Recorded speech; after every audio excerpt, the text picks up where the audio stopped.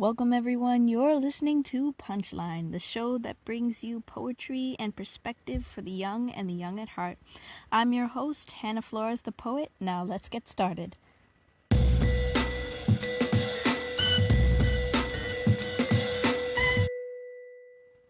Today on Punchline, I want to help wrap your head around your quarantine experience with some ideas to help you stay grounded, relieve the pressure to become a superhuman in isolation, and recite some of my poems during this time of uncertainty.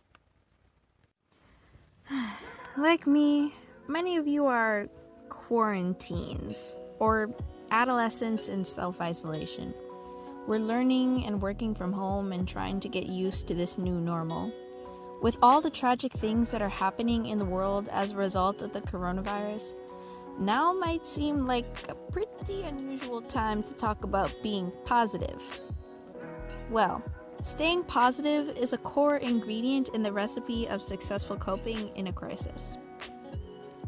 So, without further ado, here are my top 5 tips for quarantine living, staying positive, and being less stressed out. Again, these are just suggestions, so there's no pressure to do all or any of them, but hopefully you can find at least a new way to look at your current situation and uplift your emotions. Tip number 1. Do something you enjoy in addition to online work and school. Rekindle old hobbies or pick up new ones, as long as you enjoy doing them. I downloaded some audiobooks and listened to them while doing other things or while walking. Netflix? Thank God for Netflix. Do I really need to explain the joy that couch potato theater brings? Nah, I didn't think so. Making films, writing, painting, recording podcast episodes, and listening to other people's podcasts are just some of my personal favorites. There is something out there for everyone, even if it means hopping on the TikTok bandwagon. All of these things are completely valid, and budgeting time each day to do something that makes you feel good is vital in a time like this. Tip number 2, stay connected and disconnected. Stay in touch with your friends and family whenever possible and check up on them to see how they are doing. I love FaceTiming my friends and calling my grandparents on the phone. Time goes by so fast, and then I check the call and it says 2 hours and 35 minutes. Staying connected is great and all, but disconnecting is important too. It's important to keep up with the news, updates on the virus, but do not be consumed by it. Don't devote all of your time to hobbies that involve staring at a screen all day either.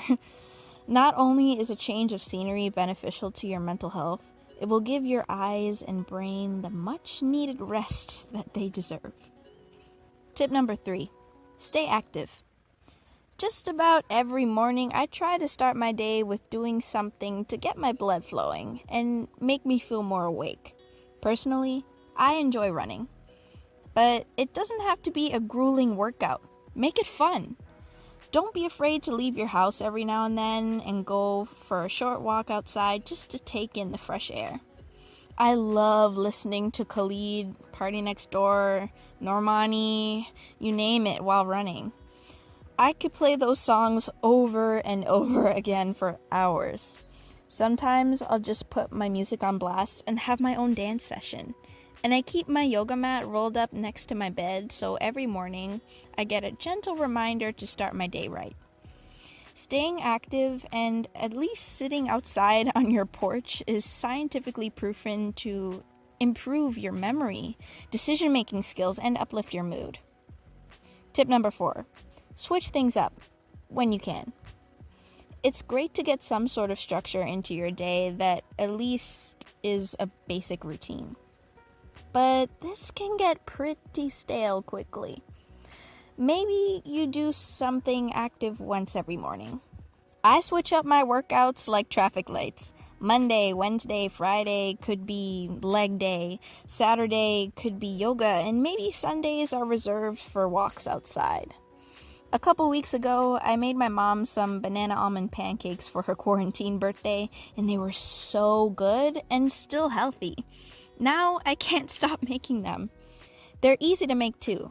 Just your basic pancake recipe, add in a few bananas, crushed up almonds, throw in some other ingredients and spices in the blender, fry them up on a pan, and you're done. Khalid and Party Next Door, they just released some new songs and always spice up my playlist. So try discovering new artists and music that you enjoy. This can help make your days feel fresh and new, even though your routine on a large scale still may look similar every day. Like what you hear so far? Make sure you never miss a show by clicking the subscribe button now. Punchline is made possible by listeners like you. Thank you for your support.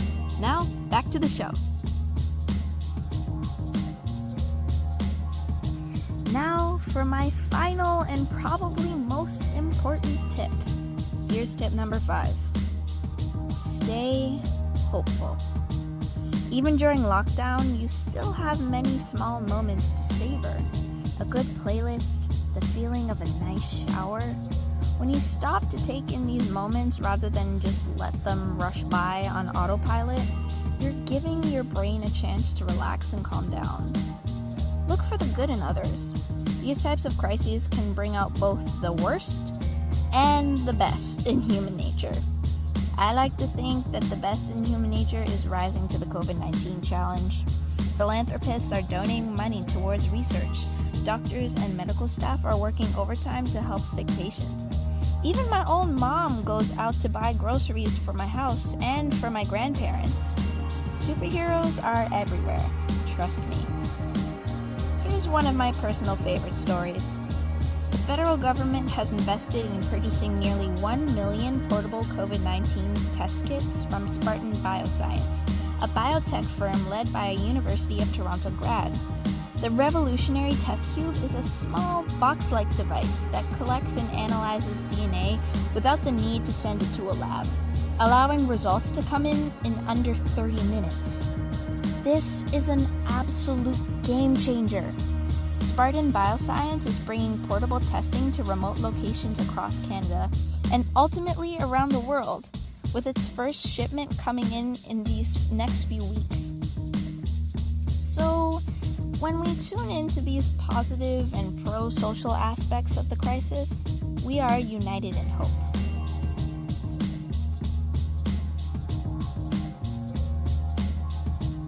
But the thing is, I noticed on Instagram, Twitter, and other apps, it's so easy to start comparing our lives to the lives of others in isolation.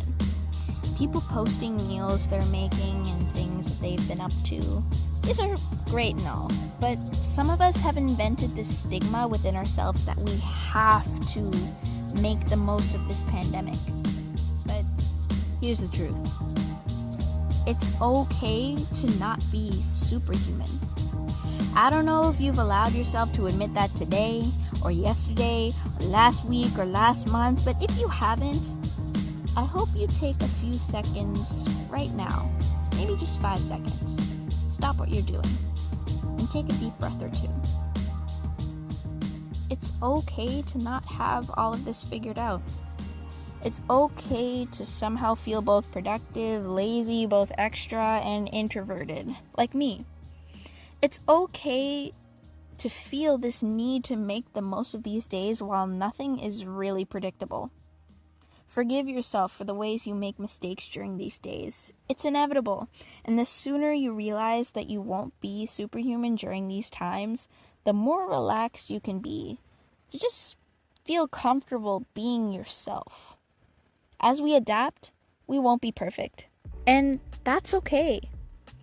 If we can slow ourselves down long enough to realize that we don't have it all together, we can start to reframe these days as opportunities for grace rather than demands for superhuman strength. And we don't have to socially distance ourselves from each other's humanity while staying safe, healthy, and happy. Now, in light of all these positive notes, I'd like to leave you with a final bit of hope as I recite some verses from my recent poem, If the World Was a Movie. If the world was a film, It would have no beginning, middle, or end. It would just play on. Imagine all of this translated by the cry of time moving through us. But see, COVID-19 would only last for one frame. If I made a movie about the world, I would tell you not to socially distance ourselves from each other's humanity. A documentary of diversity where divided nations form a unifying pulse, an involuntary muscle with conscious intent of not canceling hope, not canceling love, not canceling life, employing the millions of cells in our bodies to keep moving. See, cinema can be the most beautiful fraud in the entire world. But what if I told you that this is real?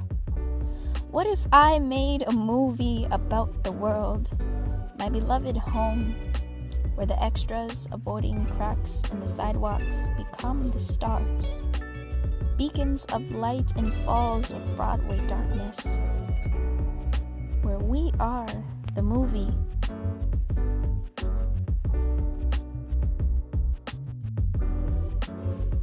Well, it looks like you beat me to the punchline. I'm your host, Hannah Flores the Poet, and thanks for joining me this week. Make sure to visit my YouTube channel, Hannah Flores the Poet, where you can subscribe for more exclusive video updates, short films, and poems. Keep up with Punchline on Apple Podcasts, Spotify, Podbean, or via RSS so you'll never miss a show. While you're at it, if you found value in this show, I'd appreciate shares across all platforms. Or, if you'd simply tell a friend about the show, that would help me out too.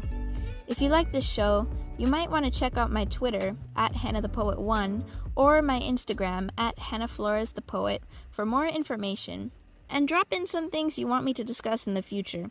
Be sure to tune in next week for another episode of Punchline with Hannah Flores the Poet.